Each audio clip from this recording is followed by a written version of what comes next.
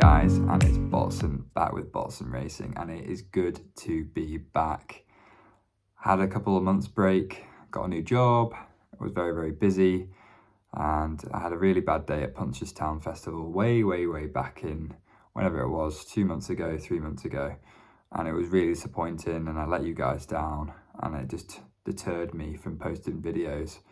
I don't think we got a single winner, only a couple of places, and it really just put me off.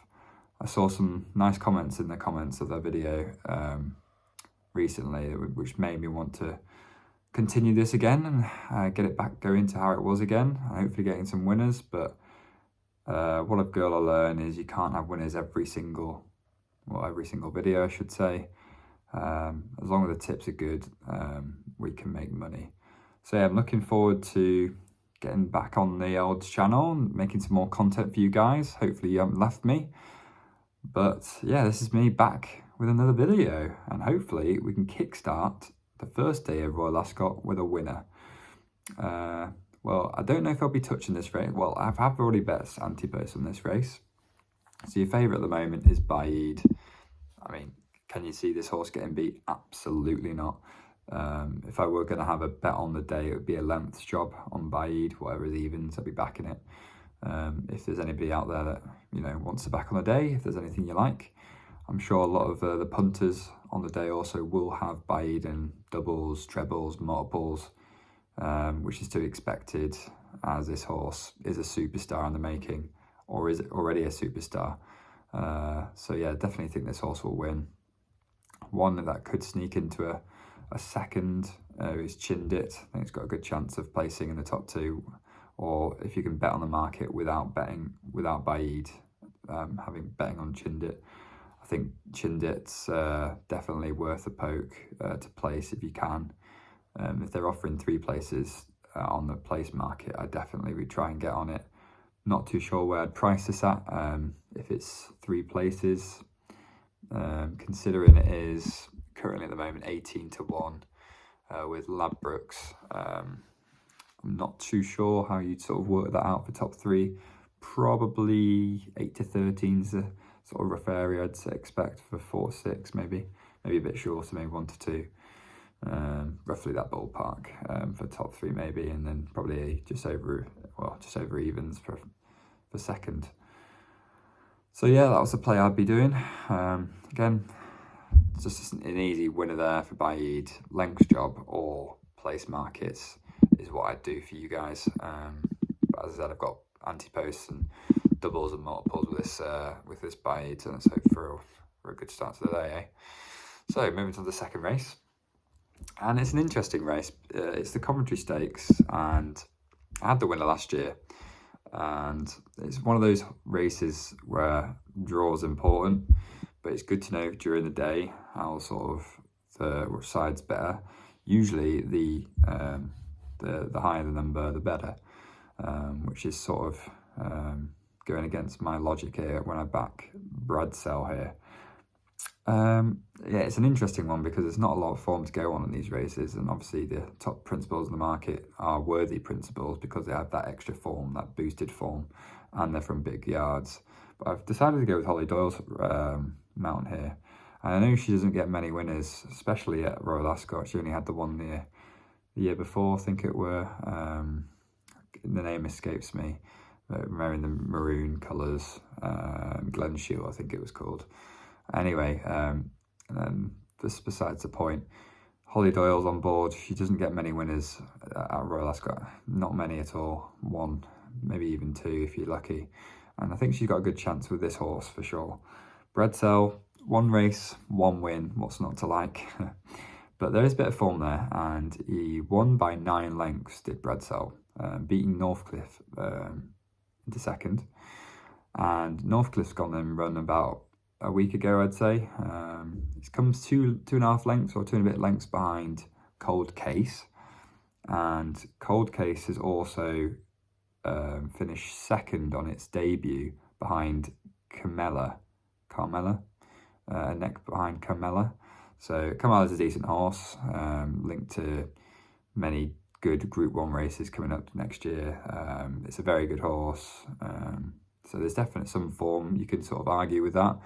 And 8-1, I think there's value. 9 length. I mean, if you go watch the race, it's unbelievable. It's just the turn of foot is nuts. Commanded the race, dominated the race, and hopefully he's got a chance here. Obviously, the main worry is the draw. The draw is the issue. But, I mean, that race previously, if it can back that form up, definitely an improver. And if it can come anywhere near the top, I don't know how many places they're offering. But they come anywhere near the top 5, I think, with 365. Yeah, 365 offering 5 with best odds. At 8-1, then I'd be happy to take the place offerings. As I said, you can back this at 17-2. Is it 17-2 with Sky? But you don't get bog at the moment. So I'd happily take bog with 365 playing 5 places. You don't need the extra place because I think it will finish probably in the top 3, top 4. So happy with 365 giving us 8-1 with bog at 5 places. That's lovely stuff. Now moving on to my favourite race on the first day of Ascot. It's the King's Stand, and I'm going to be controversial. I don't know if this is controversial, but obviously Golden Pal ran in this race a year back. I mean, if you look at any US horse that comes over into the UK, the running style is so different. When I used to work for a company, we provided feeds for international horse racing. You can just tell the difference of the style of racing. You know, US horses come sprinting out of the gates. If you miss a break in a US race, you're pretty much screwed. And they sort of sprint right at the start and then sort of trot, basically, you know, waddle to the line. However, this Golden Pal, he breaks quickly. He somehow stays on, and obviously the style's different running here. He got absolutely blown out of the water at York. He also got blown out of the water at Ascot in June 2020, I believe. It was a bit of a disappointing run at York, and you could see the reason why he's drifting the market. Again, bolted out the gates, you know, led by a couple of lengths, 3 lengths, 4 lengths off the start, and then just tailed out 2 furlongs left, and that's the sum of Wesley Ward's horses. But I do think Wesley Ward is going to get a winner, and it is going to be with Golden Pal over Campanelle. I think Golden Pal will win this race convincingly as well.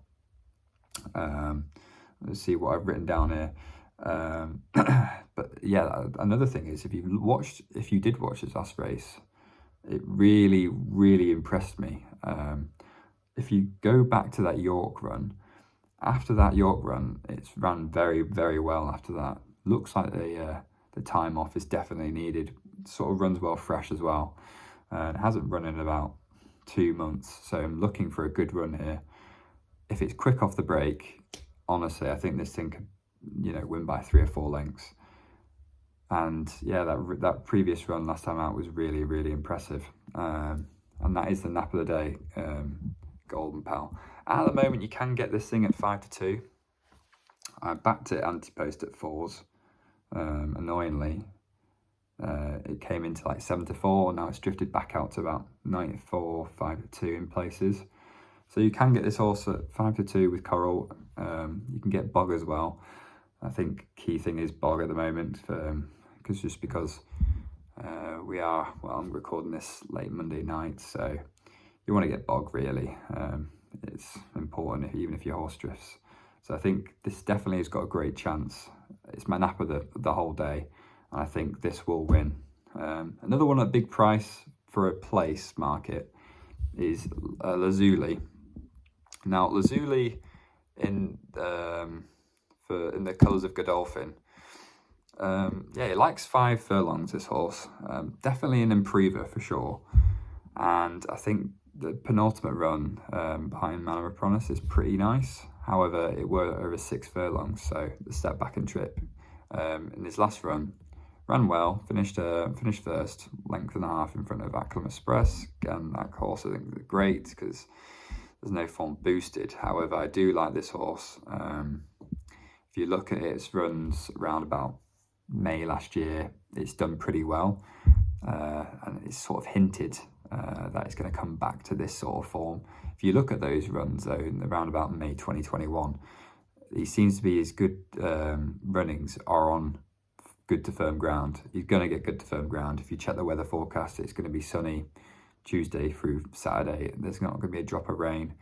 Looks like it might rain on the Monday, but not much, so it should be fine. Hopefully it'll dry out to around a good to firm good, and I think this will be perfect conditions for Lazuli. Again, high stall, which is good. Same with Golden Pal. I think this will both suit both horses. They both break away pretty quickly, so hopefully they both can stay on and get, you know, well, hopefully Lazuli wins, then we make a lot of money. But I'm expecting Golden Pal to win dominantly. So yeah, those are the two. James Doyle on board as well. Can't go wrong with that, because Buick always picks the wrong horse. Moving on to the next race. And this is the St James's Palace Stakes.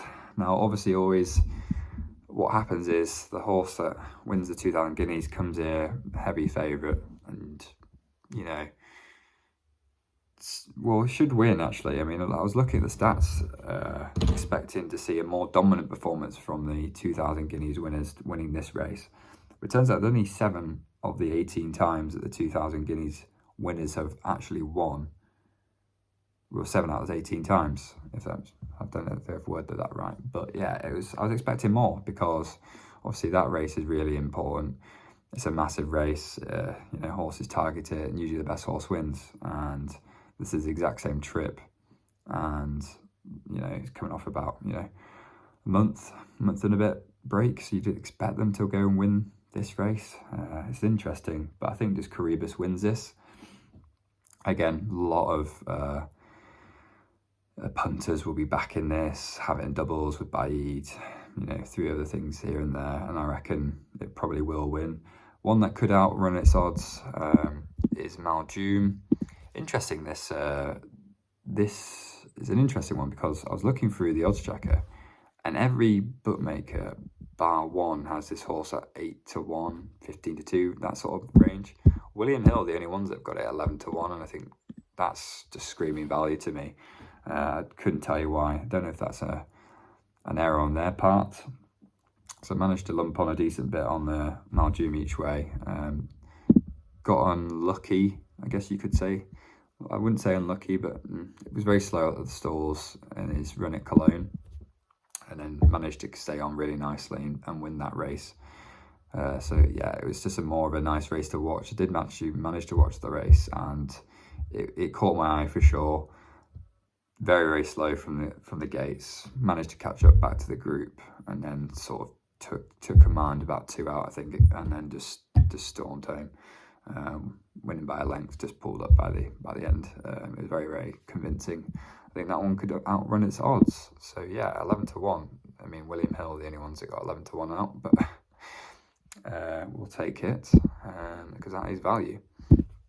Now, moving on to the 5th race. I think it is the 5th race. I'll get my notes out.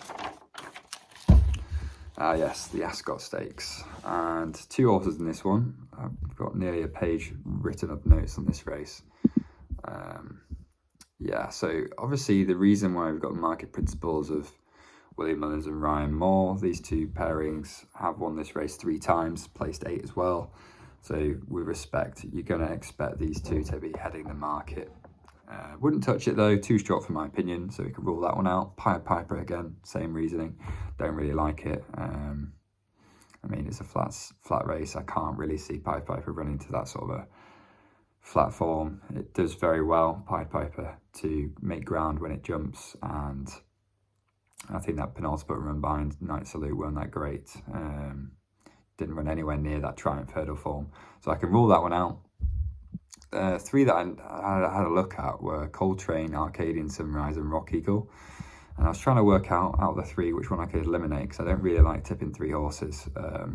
So I ended up with 2 in the end, and it were Arcadian Sunrise and Rock Eagle are the 2 horses I've liked. So we'll go with the shorter one of the 2. Now, Arcadian Sunrise has got better form on stiffer ground, i.e. it's going to be good to firm, and hopefully previous runs on, you know, good heavy ground, soft ground, you can rule that out. Had a question of trip. Obviously this is 2 mile 4. Ran 2 mile 2 at Chester, came 4th behind Cleveland. I think that's a brilliant run. Hinted of 2 mile 4s. I think this trip will suit. Definitely chance of winning this. And none other than Harry Davies is on board as well. I think this jockey is amazing at the moment. He's by far the best apprentice I've seen in the past couple of years. He's really, really, really good, and I like how he rides, and he's confident, and he somehow still claims 5. So we'll take that. Happy to take that. Obviously this horse also won at York as well, won the Sky Bet handicap at 11-4. It was a peach of a ride by Jamie Spencer, but I think the reason why he's not on board is because we want this claimer, which is a hint to suggest John Creeley really wants to win this race with Arcadian Sunrise. He's putting one of his best jockeys on there, really. Harry Davies comes in from Godolphin, and I think he will run a good race. He really just surprised me, this jockey, and obviously he claims that £5 as well. He might as well not claim anything. He's that good. So happy with that. Is there anything I missed on that? I don't think so, no. Now Rock Eagle I've written a lot about. I think it's an interesting horse for sure. So in few previous renewals this race, I was looking through sort of age and weight, overall ratings, and sort of where they sort of come into stats and trends. And I noticed older horses and higher rated horses seem to be winning more. So then I looked, I thought, right, so what can I sort of eliminate? And I started to see Rock Eagle as a sort of one to pick my eye out. So it's second highest weight, rated 99, and hasn't had a run. Well, if you eliminate his last run, hasn't had a run in over a year. Ran about 2 weeks ago over 1 mile 4 and weren't his trip at all. He's been running over 2 miles in the past 5 races at 2 miles on the all-weather. Been running fine, second, third, first, and then gets dropped into 1 mile 4, finishes 6 lengths behind the winner in the end, gets dropped £2. Now previously it was rated 101, now is 99, and is able to enter this race, I should say. And that was something that stuck out to me, because I thought there's an interesting reason why Ralph Beckett's put this horse into 1 mile 4 race, and all of a sudden now jumps into a 2 mile 4 race. I thought it was really, really interesting. And I thought that, well, obviously there's a reason why he's been put into this race. It's because he must have a decent mark. There must be a reason why, obviously. Decent mark, top weights seem to do pretty well over this race in particular.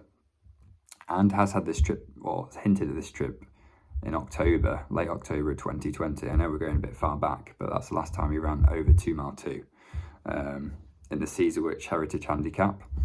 Now, obviously, we are going quite far back, but again, he finished 5th of 34, which is a good result. Again, Rob Hornby was on that time, and he ran into a good mark. And again, he was rated 100 on that run.